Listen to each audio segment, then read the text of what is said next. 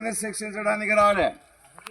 లోకములో గ్రంథాలు మనం చదివితే దుష్ట శిక్షణ శిష్ట రక్షణ అన్నాడు. లోకములో ఉన్న వాళ్ళు అంటారు మంచి వాళ్ళని శిక్షించాలంట, దుర్మార్గులు మంచి వాళ్ళని కాపాడాలంట, దుర్మార్గులను ఏం చేయాలంట, చంపితే ఒక్కడుంటాడు ఈ లోకంలో. ఇక్కడ ఉన్న మనం అందరం ఎవరుమే మరి. కాబట్టి మా అంటే మంచిది, మంచి మరణం. మన మధ్యలో ఉన్న కొండయ్య గారు పొందాడు, ప్రభుని తెలుసుకున్నాడు, ప్రభుని అంగీకరించాడు, ప్రభులో తన జీవిత యాత్రను ముగించాడు. మరి రా అంటే ఏంటి అన్నాడంట, రమ్యమైనది. రా అంటే రక్షణ. చూసారు ఆయన ఏం పొందాడు, రక్షణ పొందాడు. యేసు ప్రభుని హృదయంలో చేర్చుకున్నాడు, ఆయన కొరకు జీవించాడు, తన పాపములు క్షమించబడ్డాయి. యేసుని ఇంతవరకు ఆయన విడిచిపెట్టలేదు. ఎన్నో శోధనలు వచ్చాయి కదా. ఇంటిలో ఆయన చెబితే కమాండర్ అన్నమాట. ఇంట్లో ఆయన చెబితే అందరు గడగడలాడాల్సిందే. ఇప్పటికీ కూడా పిల్లలు ఎఫ్రాయిము కానీ, యోహాను కానీ, కుమారక కానీ ఆయన గద్దించాడు. ఆయన గద్దె మాట ఎట్లుంటుంది, రమణి గారు మాట్లాడుతున్నాడుగా ఇప్పుడు, కేకలే, వాళ్ళకి మైకులు అక్కర్లా, పెద్ద ఒళ్ళు రోజులు పెద్ద నోరిచ్చాడు దేవుడు. మరి ఇమానుయేల్ గారు కూడా ఇంట్లో ఒక ఆర్డర్ వేసాడంటే కదా, ఎదురులేదు. ఎఫ్రాయిము ఏదని అడిగి, అన్నా నాన్నతో చెప్పాలన్నా, నాన్నకు చెప్పలే బాగుంది. అట్లా దేవుడు ఆయన్ని వీళ్ళారా రక్షించుకున్నాడు. రా అంటే రక్షించబడ్డాడు.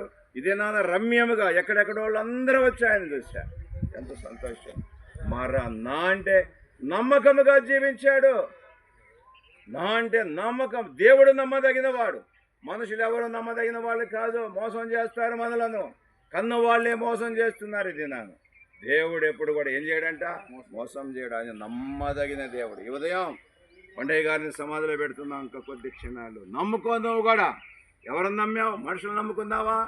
పిల్లరా, లోకాన్ని నమ్ముకున్నావా? ధనాన్ని నమ్ముకున్నావా? వ్యర్థమైన వాటిని నమ్ముకున్నావా? దేవుని నమ్ముకో. దేవుని నమ్ముకుంటే నీ జీవితము పరలోకానికి చేరు. అంటే ముగింపు. కాబట్టి నీ ముగింపు ఎలా ఉంది? చాలా మంది నాకు చెప్పాడు అన్నగారు, ఎక్కడో చనిపోతున్నారు, దిక్కుమొక్కలేని సాగు చేస్తున్నారు కదండి. కొంతమంది ఉరి పెట్టుకొని వస్తున్నారు, కొంతమంది రైలు బండి కింద వస్తున్నారు, కొంతమంది కాలువలు దూకి చనిపోతున్నారు, ఉరేసుకుంటున్నారు, యాక్సిడెంట్లు అవుతున్నాయి. కానీ దేవుడు ఆయనకు అలాంటి మరణం ఇవ్వలేదు. చక్కటి ముగింపిచ్చాడు. అంత సంతోషం కదండి. నిన్నటి దినం చక్కగా ఆయన మరి బాత్రూమ్కి వెళ్ళాడు, గొప్ప అన్నాడు. కొడుకు చేతుల్లోనే రెఫరా నేను అయిపోయాను అన్నాడండి. అతను చెబుతున్నాడు వచ్చి. కాబట్టి వీళ్ళారా, కాబట్టి నీ ముగింపు ఎలా ఉంది? నీ ముగింపు ఎలా ఉండబోతుంది? దిక్కులేని మరణం వద్దు, ఆత్మహత్యలు వద్దు, అక్కడ ఇక్కడ వద్దు, బాధలు పడలేక వద్దు. ప్రభువులో ఉండి నీకు మంచి మరణం ఇస్తాడు. కాబట్టి మరణం ఎంత విలువైనది. కాబట్టి అందుకని ఏం చేస్తున్నాడు అంటే, ఇది క్షయమైన శరీరము మంటికి అప్పచెబుతుంది, ఒక దినాన అక్షయమైనదిగా లేపబడుతుంది అని వాక్యం చేస్తుంది. కాబట్టి 12 ప్రసంగి 12:7 అన్నాడు కదా, ఇది మన్నైనది కనుక మంటికి అప్పచెబుతున్నాం.